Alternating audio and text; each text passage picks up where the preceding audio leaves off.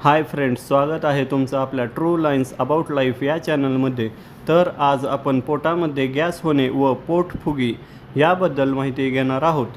पोटात गॅस होणे किंवा पोट फुगल्यासारखे वाटणे ही एक सामान्य समस्या आहे। याची मुख्य कारणे आणि घरगुती उपाय खालीलप्रमाणे आहेत।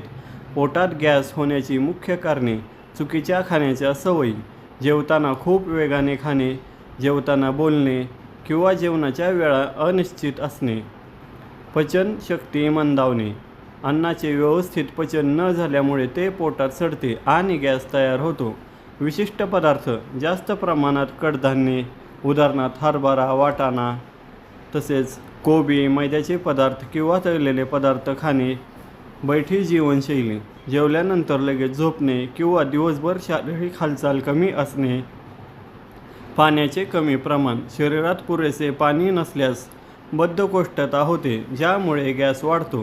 गॅस कमी करण्यासाठी प्रभावी उपाय: ओवा आणि मीठ, अर्धा चमचा ओवा आणि थोडे काळे मीठ कोमट पाण्यासोबत घेतल्यास गॅसपासून लगेच आराम मिळतो।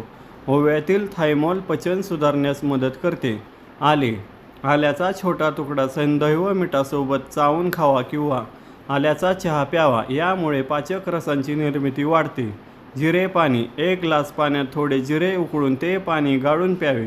जिरे पोटाला थंडावा देतात आणि गॅस बाहेर काढण्यास मदत करतात। हिंगाचा वापर, कोमट पाण्यात चिमूटभर हिंग टाकून ते पाणी प्यावे। जर लहान मुलांना त्रास होत असेल तर हिंगाची पेस्ट त्यांच्या बेंबीच्या भोवती लावल्यानेही आराम मिळतो। ताक, जेवणानंतर थोडे जिरे पूड आणि काळे मीठ टाकून ताक प्यावे। ताकातील प्रोबायोटिक्स पचनक्रिया सुधारतात। काही महत्त्वाच्या टिप्स: व्यायाम, दररोज किमान 30 मिनिटे चाला किंवा योगासने, उदाहरणार्थ पवनमुक्तासन करा। पाणी, दिवसातून भरपूर पाणी प्या, पण जेवताना मध्येच जास्त पाणी पिणे टाळा। रात्रीचे जेवण, झोपण्यापूर्वी किमान 2-3 तास आधी हलके जेवण करा।